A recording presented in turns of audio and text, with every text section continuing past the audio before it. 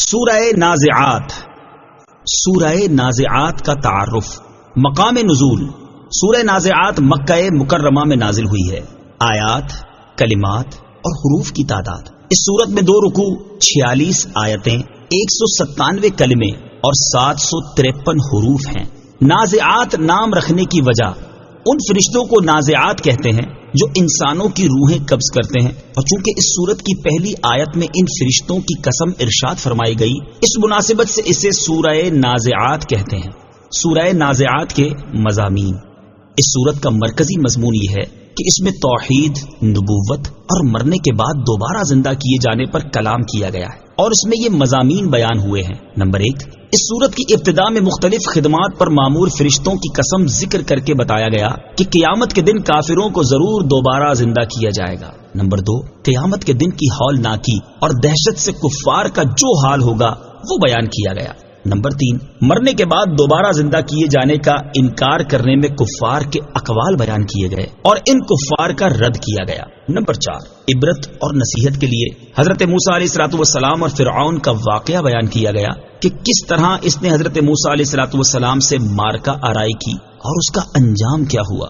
Number 5، مردوں کو دوبارہ زندہ کیے جانے کا انکار کرنے والوں سے خطاب فرمایا گیا اور بعض محسوس دلائل بیان کر کے اس چیز پر اللہ تعالیٰ کی قدرت کو ثابت کیا گیا ہے. نمبر 6، یہ بتایا گیا کہ آخرت میں انسان کو اعمال نامے دیکھ کر اپنے تمام دنیاوی اچھے برے اعمال یاد آ جائیں گے، اور جس نے سرکشی کی اور دنیا کی زندگی کو آخرت پر ترجیح دی تو اس کا ٹھکانہ جہنم ہے، اور جو اپنے رب عز و جل کے حضور کھڑے ہونے سے ڈرا اور اس نے اپنے نفس کو خواہش کی پیروی کرنے سے روکا تو اس کا ٹھکانہ جنت ہے. نمبر 7، اس سورت کے آخر میں بتایا گیا کہ جو کافر قیامت قائم ہونے کے وقت کے بارے میں پوچھ رہے ہیں، انہیں وہ وقت بتانا نبی کریم صلی اللہ تعالی علیہ وآلہ وسلم کی ذمہ داری نہیں، بلکہ آپ صلی اللہ تعالی علیہ وآلہ وسلم کی ذمہ داری صرف اللہ تعالی کے عذاب سے ڈرانا ہے. اور کافر جب اس قیامت کو دیکھیں گے تو اس کی ہولناکی اور دہشت سے اپنی زندگانی کی مدت ہی بھول جائیں گے.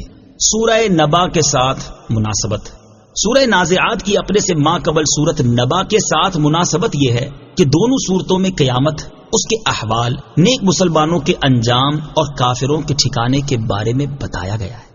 بسم اللہ الرحمن الرحیم. اللہ کے نام سے شروع جو نہایت مہربان رحمت والا ہے. والنازعات غرقا والناشطات نشطا. ترجمہ: سختی سے جان کھینچنے والوں کی قسم اور نرمی سے بند کھولنے والوں کی. والنازعات غرقا، سختی سے جان کھینچنے والے فرشتوں کی قسم. تفسیر صراط الجنان میں ہے، یعنی ان فرشتوں کی قسم جو کافروں کے جسموں سے ان کی روح سختی سے کھینچ کر نکالتے ہیں. والناشطات نشطا، اور نرمی سے بند کھولنے والے فرشتوں کی. تفسیر صراط الجنان میں ہے، یعنی ان فرشتوں کی قسم جو مومنوں کے جسموں سے ان کی روحیں نرمی سے قبض کرتے ہیں. مومن کی روح نرمی سے نکالی جاتی ہے. حضرت اسرائیل علیہ الصلوۃ والسلام جب کسی مومن کی روح قبض فرماتے ہیں تو اس کے ساتھ نرمی فرماتے ہیں. چنانچہ حضرت خزرج رضی اللہ تعالی عنہ فرماتے ہیں، رسول کریم صلی اللہ تعالی علیہ وآلہ وسلم نے ایک انصاری صحابی رضی اللہ تعالی عنہ کے سرہانے حضرت ملک الموت کو دیکھا تو ان سے فرمایا، میرے صحابی پر نرمی کرنا کیونکہ یہ مومن ہے. حضرت ملک الموت علیہ السلام نے عرض کی، یا رسول اللہ صلی اللہ تعالی علیہ وآلہ وسلم، آپ خوش ہو جائیں اور اپنی آنکھیں ٹھنڈی رکھیں، بے شک میں ہر مومن کے ساتھ روح نکالنے کے معاملے میں نرمی کرنے والا ہوں. والسابحات سبحا فالسابقات سبقا فالمدبرات امرا. ترجمہ: اور آسانی سے تیرنے والے فرشتوں کی، پھر آگے بڑھنے والے فرشتوں کی، پھر کائنات کا نظام چلانے والوں کی. اے کافروں، تم پر قیامت ضرور آئے گی. والسابحات سبحا، اور آسانی سے تیرنے والے فرشتوں کی. تفسیر صراط الجنان میں ہے، یعنی اور ان فرشتوں کی قسم جو زمین اور آسمان کے درمیان مومنین کی روحیں لے کر آسانی سے تیرنے والے ہیں. فالسابقات سبقا، پھر آگے بڑھنے والے فرشتوں کی. تفسیر صراط الجنان میں ہے ارشاد فرمایا کہ پھر ان فرشتوں کی قسم جن کا وصف یہ ہے کہ وہ اپنی اس خدمت پر جلد پہنچتے ہیں جس پر وہ مقرر ہیں. فالمدبرات امرا، پھر کائنات کا نظام چلانے والے فرشتوں کی. تفسیر صراط الجنان میں ہے یعنی پھر ان فرشتوں کی قسم جو دنیا کے کاموں کا انتظام کرنے پر مقرر ہیں اور ان کاموں کو سر انجام دیتے ہیں. ان تمام قسموں کے ساتھ کہا جاتا ہے کہ اے کفار مکہ، تم ضرور دوبارہ زندہ کیے جاؤ گے اور ضرور تم سے تمہارے اعمال کا حساب لیا جائے گا. ہر کام وسیلے کے ذریعے ہونا اللہ تعالیٰ کا قانون ہے. یاد رہے کہ اللہ تعالیٰ کی قدرت تو یہ ہے کہ ہر چھوٹا بڑا کام کسی وسیلے کے بغیر خود اسی کے حکم سے ہو جائے، لیکن قانون یہ ہے کہ کام وسیلے کے ذریعے ہو، کیونکہ دنیا کا ہر کام کائنات کا نظام چلانے پر مقرر فرشتوں کے سپرد ہے. آیت سے یہ بھی معلوم ہوا کہ بعض نام اللہ تعالیٰ اور مخلوق کے درمیان مشترک ہیں، جیسے علی، سمیع، بصیر. انہی میں سے مدبر بھی ہے کہ رب عز و جل بھی تدبیر فرمانے والا ہے اور فرشتے بھی مدبرات امر یعنی کاموں کی تدبیر کرنے والے ہیں. یوم ترجف الراجفہ تتبعها الرادفہ. ترجمہ: جس دن تھر تھرانے والی تھر تھرائے گی اس کے پیچھے آئے گی پیچھے آنے والی. یوم ترجف الراجفہ، جس دن تھر تھرانے والی تھر تھرائے گی. تفسیر صراط الجنان میں ہے اس آیت اور اس کے بعد والی آیت کا خلاصہ یہ ہے کہ اے کافروں، تم اس دن ضرور زندہ کیے جاؤ گے جس دن ایک سینگ میں پہلی پھونک ماری جائے گی. تو اس دن کی ہولناکی کی وجہ سے زمین اور پہاڑ شدید حرکت کرنے لگیں گے اور انتہائی سخت زلزلہ آ جائے گا اور تمام مخلوق مر جائے گی. پھر اس پہلی پھونک کے بعد دوسری پھونک ماری جائے گی جس سے ہر چیز اللہ تعالیٰ کے حکم سے زندہ کر دی جائے گی. ان دونوں پھونکوں کے درمیان 40 سال کا فاصلہ ہوگا. قیامت قریب ہے، جو کرنا ہے کر لو.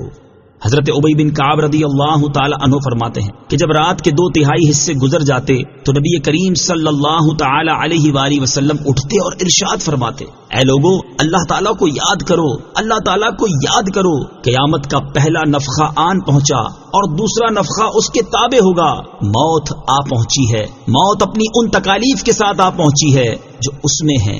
مراد یہ ہے کہ قیامت قریب ہے، جو کرنا ہے کر لو اور موت تمہارے سر پر کھڑی ہے، اس لیے نیک اعمال کرنے میں جلدی کر لو. اعلیٰ حضرت امام احمد رضا خان علیہ رحمت الرحمان فرماتے ہیں: اترتے چاند ڈھلتی چاندنی، جو ہو سکے کر لے، اندھیرا پاک آتا ہے، یہ 2 دن کی اجالی ہے. قلوب یومئذ واجفہ ابصارها خاشعہ. ترجمہ: دل اس دن خوف زدہ ہوں گے، ان کی آنکھیں جھکی ہوئی ہوں گی. قلوب یومئذ واجفہ، دل اس دن خوف زدہ ہوں گے. تفسیر صراط الجنان میں ہے اس آیت اور اس کے بعد والی آیت کا خلاصہ یہ ہے کہ جس دن سور میں پھونک ماری جائے گی تو اس دن مرنے کے بعد اٹھائے جانے کا انکار کرنے والے کفار کا حال یہ ہوگا کہ برے اعمال اور قبیح افعال کی وجہ سے ان کے دل خوف زدہ ہوں گے اور اس دن کی دہشت اور ہولناکی کی وجہ سے ان کی آنکھیں جھکی ہوئی ہوں گی. یقولون ائنا لمردودون فی الحافرہ أَإِذَا كُنَّا عِظَامًا نَخِرَةً قَالُوا تِلْكَ إِذًا كَرَّةٌ خَاسِرَةٌ فَإِنَّمَا هِيَ زَجْرَةٌ وَاحِدَةٌ فَإِذَا هُمْ بِالسَّاهِرَةِ. ترجمہ: کافر کہتے ہیں کہ ہم پھر الٹے پاؤں پلٹیں گے کیا اس وقت جب ہم گلی ہڈیاں ہو جائیں گے؟ کہنے لگے جب تو یہ پلٹنا نقصان کا پلٹنا ہے تو وہ پھونک تو ایک جھڑکنا ہی ہے، تو فوراً وہ کھلے میدان میں آ پڑے ہوں گے. یقولون، کافر کہتے ہیں.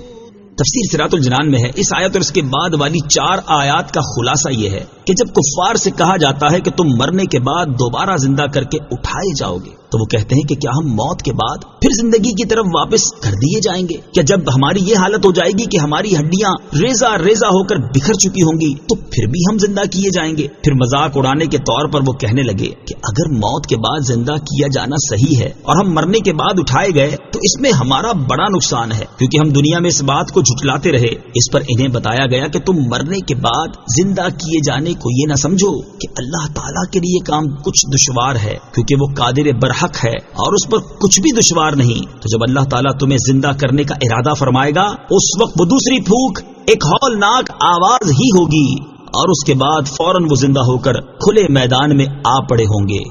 هل أتاك حديث موسى إذ ناداه ربه بالواد المقدس طوى اذهب إلى فرعون إنه طغى فقل هل لك إلى أن تزكى وأهديك إلى ربك فتخشى فأراه الآية الكبرى فكذب وعصى ثم أدبر يسعى فحشر فنادى فقال أنا ربكم الأعلى فأخذه الله نكال الآخرة والأولى إن في ذلك لعبرة لمن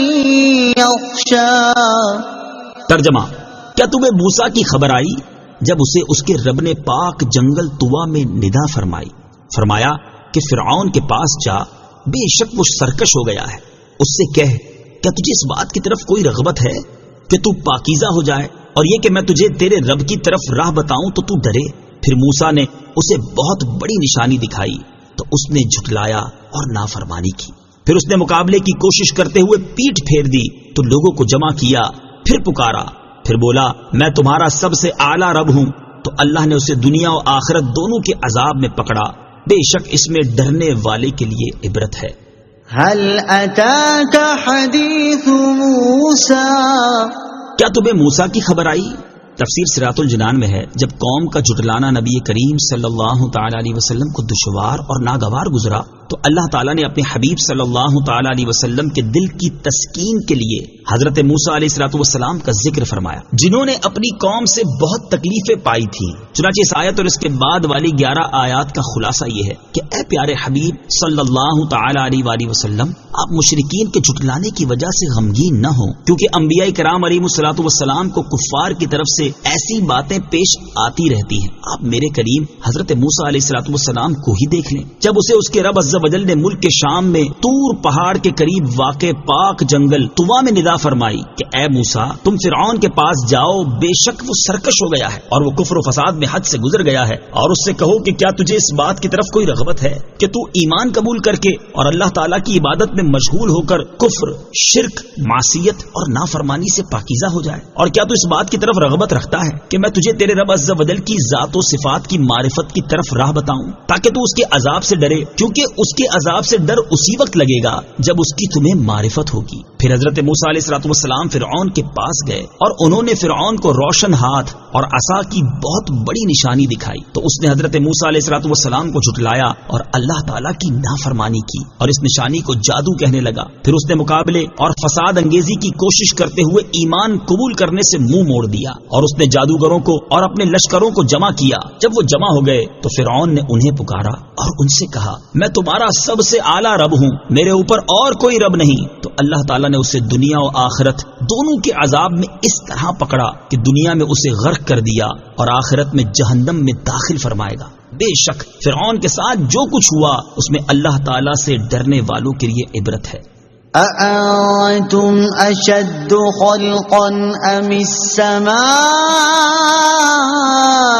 بناها، ترجمہ: کیا تمہاری سمجھ کے مطابق تمہارا بنانا مشکل ہے یا آسمان کا؟ اسے اللہ نے بنایا ہے۔ أأنتم أشد خلقا أم السماء، تمہاری سمجھ کے مطابق کیا تمہارا بنانا مشکل ہے یا آسمان کا؟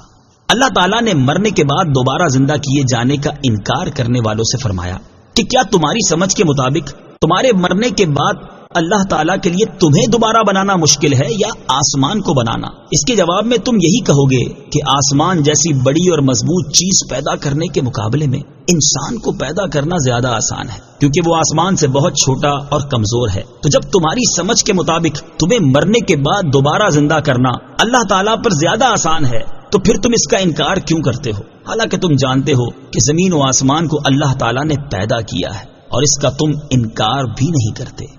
رفع سمكها فسواها وأغطش ليلها وأخرج ضحاها والأرض بعد ذلك دحاها أخرج منها ماءها ومرعاها والجبال أرساها متاعا لكم ولأنعامكم۔ ترجمہ: اس کی چھت اونچی کی، پھر اسے ٹھیک کیا، اس کی رات کو تاریک کیا اور اس کے نور کو ظاہر کیا، اور اس کے بعد زمین پھیلائی، اس میں سے اس کا پانی اور اس کا چارہ نکالا اور پہاڑوں کو جمایا تمہارے اور تمہارے چوپایوں کے فائدے کے لیے۔ رفع سمكها، اس کی چھت اونچی کی۔ تفسیر صراط الجنان میں ہے، اس آیت اور اس کے بعد والی 5 آیات میں آسمان اور زمین کی تخلیق کی کیفیت بیان کرتے ہوئے ارشاد فرمایا کہ اللہ تعالیٰ نے آسمان کو بنایا اور کسی ستون کے بغیر اس کی چھت اونچی کی، پھر اسے ایسا ٹھیک کیا کہ اس میں کہیں کوئی خلل نہیں، اور اس کی رات کو تاریک کیا اور سورج کے نور کو ظاہر فرما کر اس کی روشنی چمکائی، اور اس کے بعد زمین پھیلائی جو پیدا تو آسمان سے پہلے فرمائی گئی تھی مگر پھیلائی نہ گئی تھی، اور اس میں سے چشمے جاری فرما کر اس کا پانی اور اس کا چارہ نکالا جسے جاندار کھاتے ہیں، اور پہاڑوں کو روئے زمین پر جمایا تاکہ اس کو سکون ہو، اور جو کچھ زمین سے نکالا ہے وہ تمہارے اور تمہارے چوپایوں کے فائدے کے لیے ہے۔ فَإِذَا جَاءَتِ الطَّامَّةُ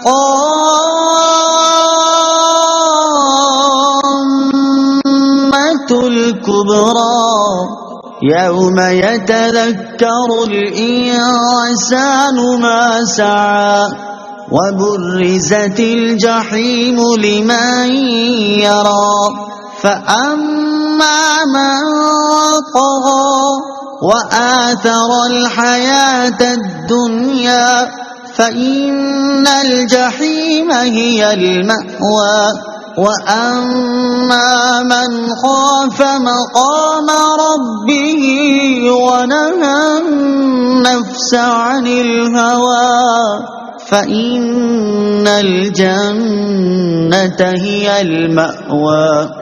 ترجمہ: پھر جب وہ عام سب سے بڑی مصیبت آئے گی، اس دن آدمی یاد کرے گا جو اس نے کوشش کی تھی، اور جہنم ہر دیکھنے والے کے لیے ظاہر کر دی جائے گی۔ تو وہ جس نے سرکشی کی اور دنیا کی زندگی کو ترجیح دی تو بے شک جہنم ہی اس کا ٹھکانہ ہے، اور وہ جو اپنے رب کے حضور کھڑے ہونے سے ڈرا اور نفس کو خواہش سے روکا تو بے شک جنت ہی ٹھکانہ ہے۔ فَإِذَا جَاءَتِ الطَّامَّةُ الْكُبْرَى، پھر جب وہ عام سب سے بڑی مصیبت آئے گی۔